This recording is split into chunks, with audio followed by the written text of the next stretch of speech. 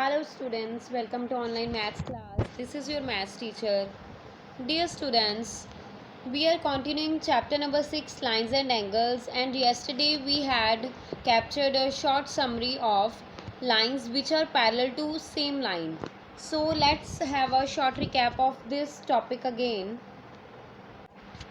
Here is a picture in front of you. If L is parallel to M and N, this is line L, this is parallel to M also, and this is parallel to N also. So what would be the relation between M and N? Can you tell me? You have 10 seconds to think over this. It's 10, 9, 8, 7, 6, 5, 4, 3, 2, 1. Time over. So I hope you must have thought what would be the relation. Yes, the relation would be that these two lines will also be parallel to each other. So this concludes a theorem which is lines parallel to the same line. Lines which are parallel to the same line are parallel to each other. This theorem will be used to solve many sums which are in exercise 6.2. Yesterday we have done first 3 questions of exercise 6.2. So today we shall complete that exercise firstly. Here is question number 4 from NCERT exercise 6.2 in front of you. It is given PQ is parallel to ST and PQR is given to you 110 degrees, RST is given to you 130 degrees. You have to find out this angle which is in between. बच्चे ऐसा ही same question आपकी supplementary book में भी है, लेकिन वो दूसरे method से करवाया गया था. But we'll use the another method to find out this question. आपको दोनों मेथड्स में से जो भी मेथड ईजी लगता है वो आप फॉलो कर सकते हो. I have told you whenever you want to start the solution of a question, first of all it is compulsory to write down the given. Then what do you want to find out, or what do you want to prove? And the third one is, if there is any construction possible, then you have to mention what kind of construction are you going to draw. So here is the construction given to you. Draw xy parallel to ST passing through point R. It is also constructed with blue color, but in your notebooks you can construct it with dotted line like this. It is compulsory to draw the diagrams along with the questions. अगर आप diagrams draw नहीं करते हो, सिर्फ solution लिख के आते हो अपने एग्ज़ाम्स में, तो बेटा आपको बिल्कुल मार्क्स नहीं मिलेंगे. बिकॉज विदाउट डायग्राम टीचर को बिल्कुल नहीं पता लगेगा कि आप डायग्राम में किस एंगल की बात कर रहे हो, किस क्वेश्चन की बात कर रहे हो, कौन सी चीज़ फाइंड आउट करनी है. अगर डायग्राम ऑलरेडी गिवन भी है तो भी ये बोर्ड रूल्स के अकॉर्डिंग कंपलसरी होता है कि आप उस क्वेश्चन की डायग्राम साथ में ड्रॉ करो. और अगर कोई भी कंस्ट्रक्शन आपने उस डायग्राम में ड्रॉ करनी है तो बेटा वो हमेशा डॉटेड लाइन से ड्रॉ होती है. आप या तो डॉट्स ला के वो लाइन ड्रॉ कर सकते हो, या फिर थोड़ी थोड़ी छोटी छोटी ऐसी लाइंस होती हैं उन्हें ड्रॉ कर सकते हो. Right. Here is the solution in front of you. So first it is done that PQ is parallel to ST. PQ is parallel to ST. It is given to us, and XY is also parallel to ST. XY is also given to you ST. तो बेटा क्या कर रहे हैं यहाँ पे, दो U form होंगे. First of all this U and second one would be this U. ठीक है. तो सबसे पहले मैं रेड वाले U की बात करती हूँ. रेड वाले U में क्या है आप देख सकते हो. अगर मैं इन लाइंस को एक्सटेंड करती हूँ डॉटेड, तो मेरे पास दो parallel lines cut by a transversal form हो जाती हैं. राइट. तो इसमें को इंटीरियर एंगल्स की प्रॉपर्टी लगेगी. राइट. जिनका सम कितना होता है 180 डिग्रीज के equal. It is written here. तो मेरे पास एंगल जो YRS बोल सकते हो, या फिर आप बोल सकते हो SRY, वो कितना आ जाएगा. That would be 50 degrees. Right. और अगर आप दूसरे U की बात करते हो, ठीक है, इसे भी मैं कलर चेंज करके एक्सटेंड करके दिखा देती हूँ। अगर ये दो पैरेलल लाइंस हैं और ये एक ट्रांसवर्सल कट कर रही है तो बेटा यहाँ पे यू की फॉर्मेशन हो रही है। ओके, तो दोनों का टोटल किसके इक्वल हो जाता है, 180 डिग्रीज़ के। तो यहाँ से मेरे पास जो ये वाला एंगल है, this one which is already mentioned 70 degree आ गया, और ये कितना आ गया आपके पास, 50 degrees, right. At last you will apply the axiom of angles on the straight line. ये तीनों जो एंगल्स फॉर्म होंगे ये स्ट्रेट लाइन के ऊपर फॉर्म हो रहे हैं, जिसमें 70 और 50 ऑलरेडी आपको दिया हुआ है और QRS एंगल आपने फाइंड आउट करना है। तो आप 70 और 50 का टोटल कितना है, 120 डिग्रीज। इसे सब्ट्रैक्ट कर दोगे 180 में से तो आपके पास QRS एंगल कितना आ जाएगा, 60 डिग्रीज। आई थिंक बेटा ये जो सोल्यूशन है ये प्रीवियस सोल्यूशन जो ऑलरेडी आपको SB में दिया हुआ है उससे ज़्यादा इजी है। तो बेटर है कि आप इस सॉल्यूशन को फॉलो करो। और नोटबुक में भी आपने बहुत ही नीट एंड क्लीन डायग्राम बनानी है और सारे रीजंस आपने जो साइड में दिए होते हैं, वेदर लीनियर पेयर यूज़ हो रहा है या कोई इंटीरियर एंगल्स यूज़ हो रहे हैं, मेंशन करना है। ओके, आप वीडियो को पॉज करके सॉल्यूशन को नोट डाउन कर सकते हो। Next question is question number 5। If AB is parallel to CD given to you and angle APQ is given to you 50 degrees and PRD is given to you 127 degrees, you have to find out the value of X and Y. Can you think how will you be able to find out the value? Very easy. You have a few seconds to think over.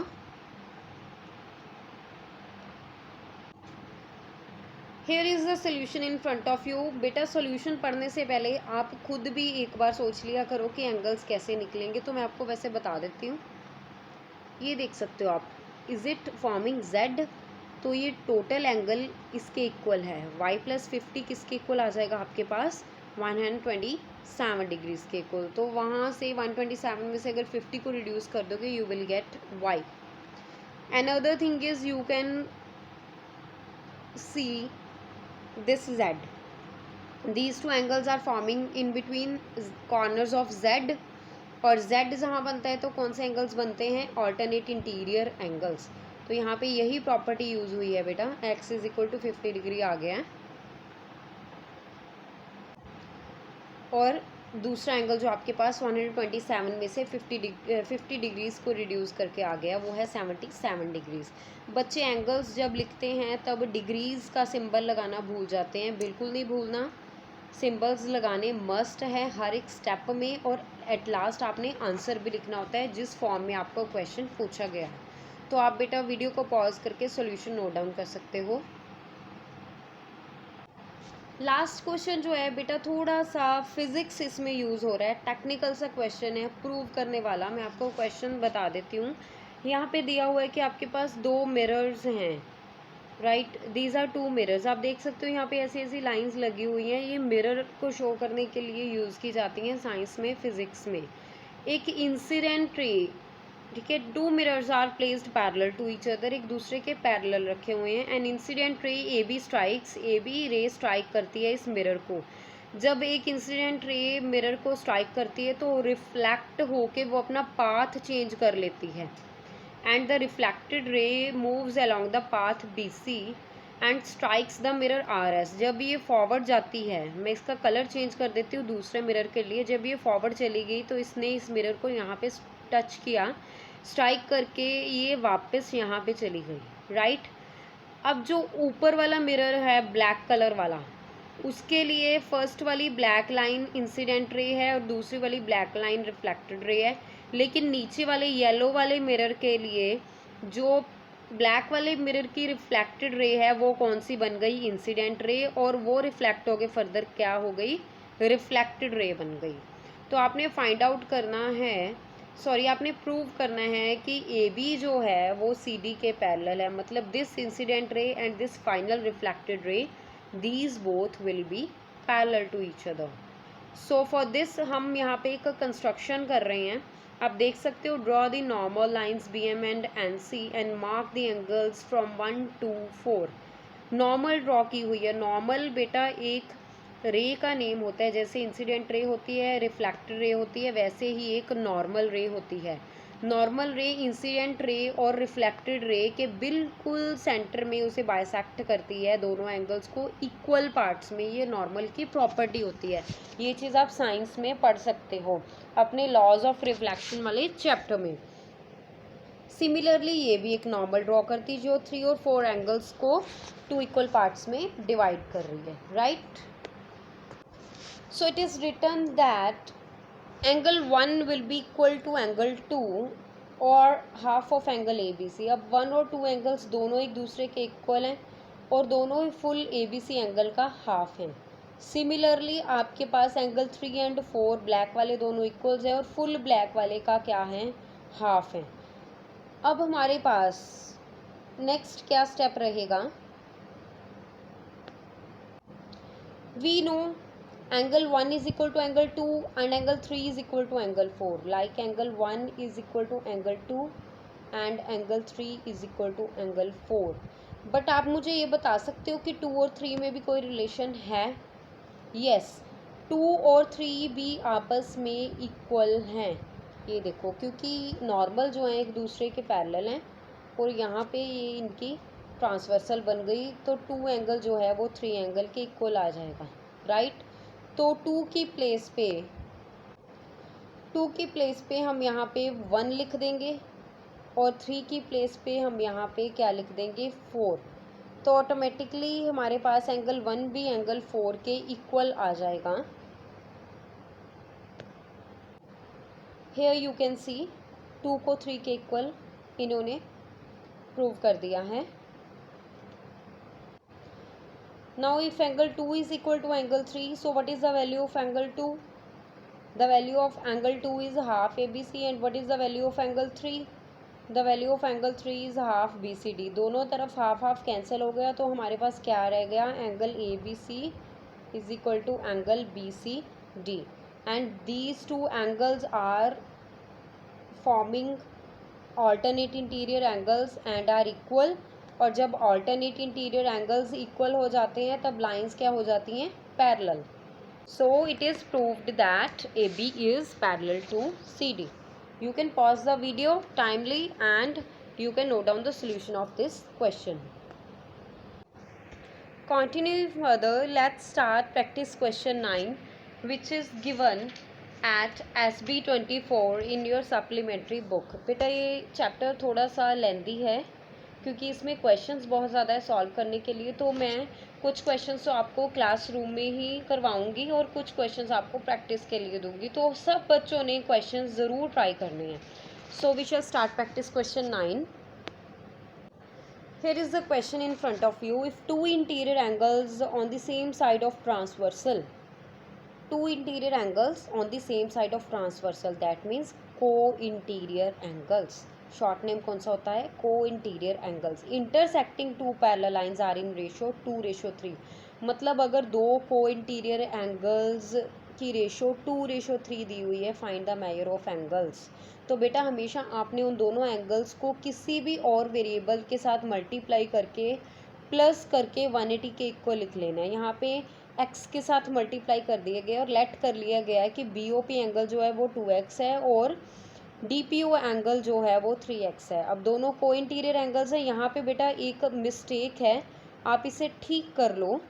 It is not linear pair. यहाँ पे आप linear pair नहीं लिखोगे, ठीक है। आप यहाँ पे लिखोगे को इंटीरियर, शॉर्ट फॉर्म में लिख सकते हो एंगल्स। मैंने कल इसकी थ्योरम्स भी आपको करवाई थी और इसकी पहचान क्या होती है, U।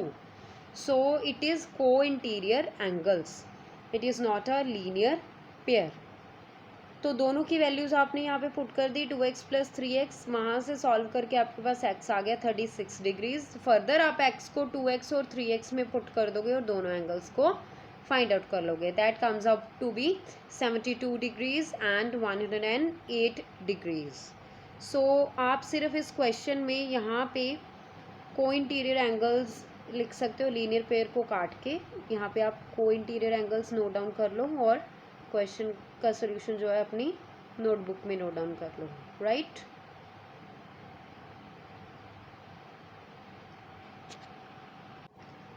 Question number second in front of you, A B C D and E F are parallel to each other, तीनों लाइंस पैरेलल दे रखी हैं and few angles are given to you, marked भी हैं. You have to find out Q R S.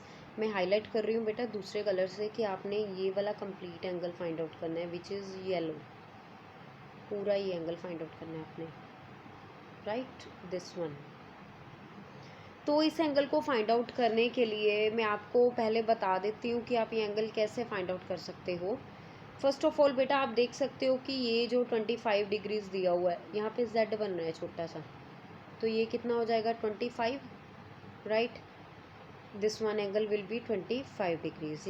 That means पूरे के ORS का कुछ पार्ट हमें पता लग गया है, राइट.